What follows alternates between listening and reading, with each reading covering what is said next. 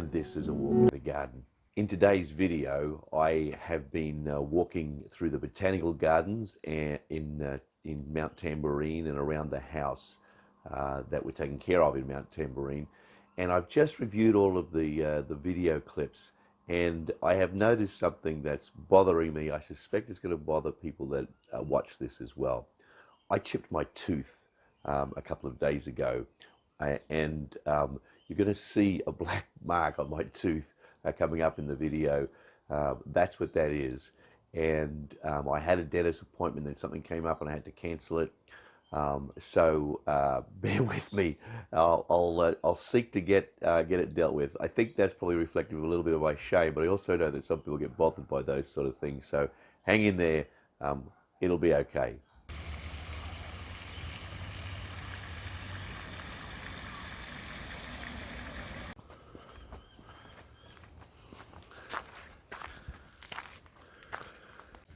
The garden that I'm walking in today is the botanical gardens at Mount Tamborine. I was driving past and I thought, what a great place to start our walk. I'm going to go from here up to the house we are responsible for at Tamborine and finish it off there. But I just thought I'd give you a little quick look at this beautiful botanical gardens and the rainforest in particular. It's just lovely, isn't it?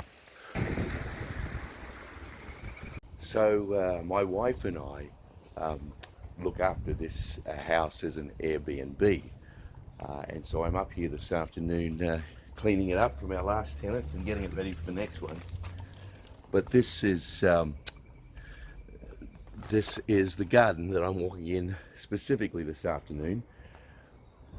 Mount Tamborine is named not after the musical instrument, as you might think, but it's named for the Aboriginal word for wild lime that grows in this area, and that is jambrin.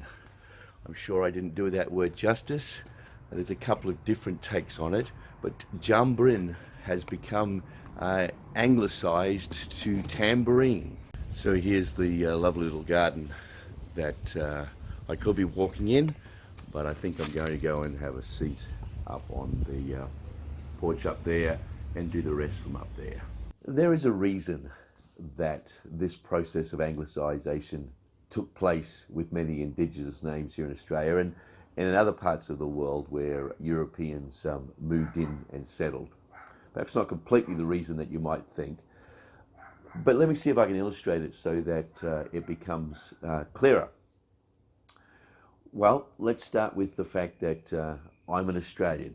I love Australia. I can give you all the reasons why Australia is the best country in the world. And if I was comparing it to any other country, I could probably give reasons why Australia is better than that country. I'm a meat lover.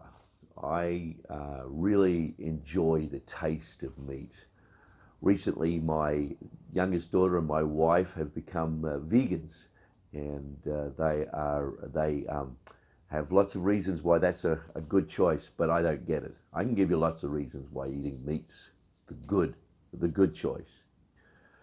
My grandfather was a Ford man.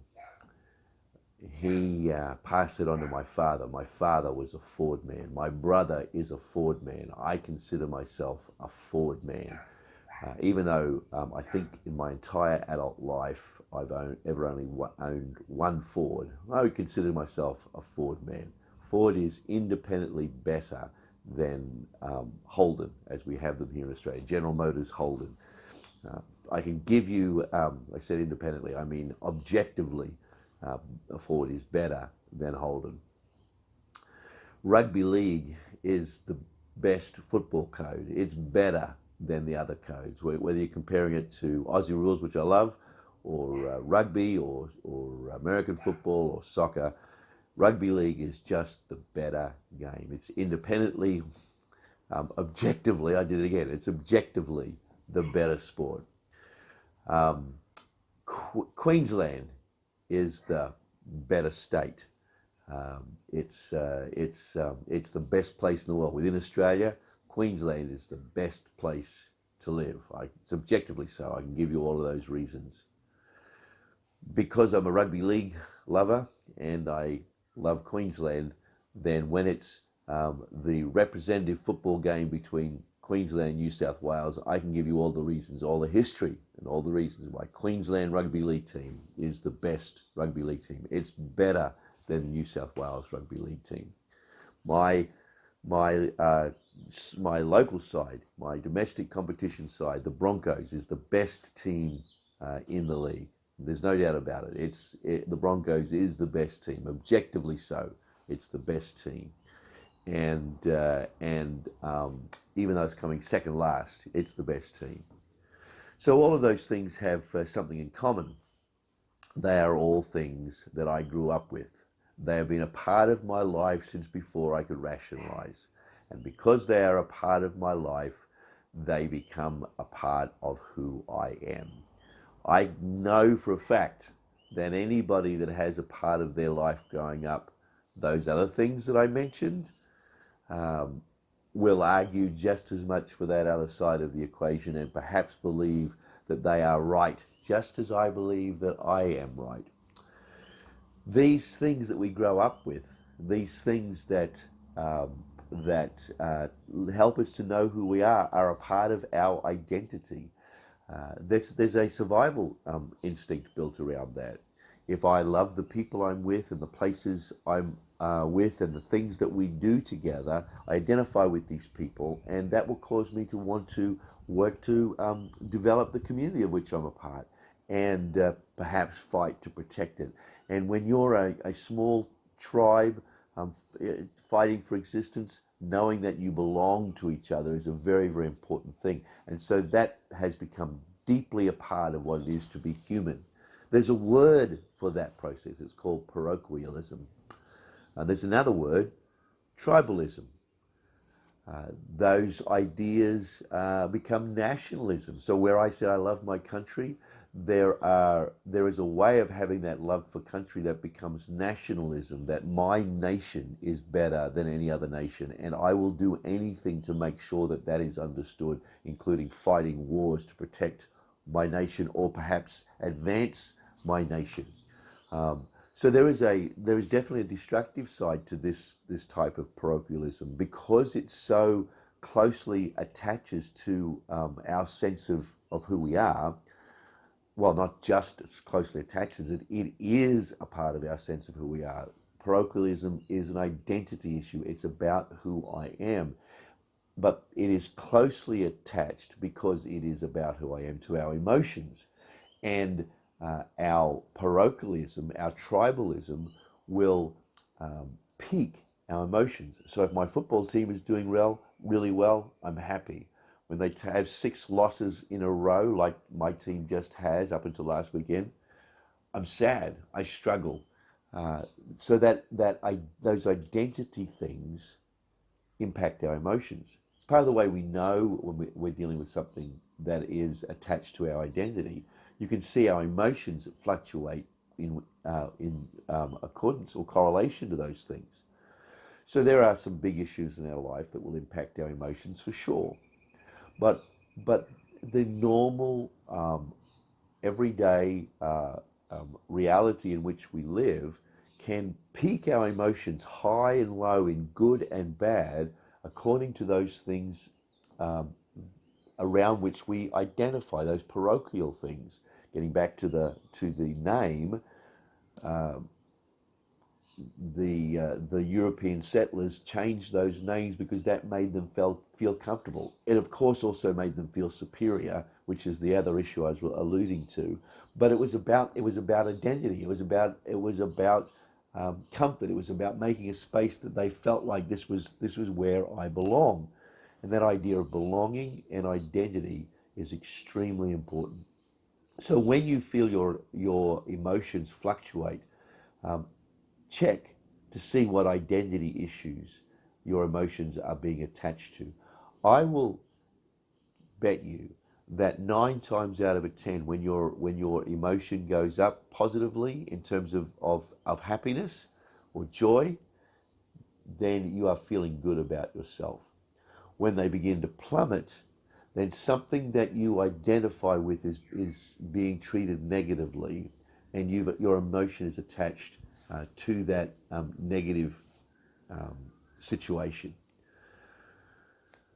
In order for us to move through life in a happy and healthy way and make the most out of this journey in the garden, it becomes very, very important for us to begin to wrestle with what are the identity issues that I'm dealing with, and is the emotion that I'm feeling attached to my identity? Because if the identity issue that you're attaching to isn't actually that significant, then you can probably address the emotions that go with it. You know what? I feel terrible when my team loses, and very happy, as I said, when they win. But I can actually work through it and recognize that there's not a lot of objective reasons for that to be the case. And if I can do it at that place, I can certainly do that with my country, with my state. These things are actually pretty hard from time, but I listen to people from other places and listen to the reasons why they love the space that they're from, and I recognize, yeah, that's probably a fair enough reason. But our identity issues are the single most important issue for us to recognize and work through if we're going to get the benefit from this walk in the garden. Our identity issues affect our understanding of our worth. They affect our understanding of how well we can be loved. They affect how we see the meaning of our life, and they most certainly impact our sense of worthlessness and shame when they are being negatively impacted. So take that with you through this week ahead and have a look at how many times that happens. Your emotions are attached to things with which you identify. Just notice them, just recognize them, because that'll help a lot going forward.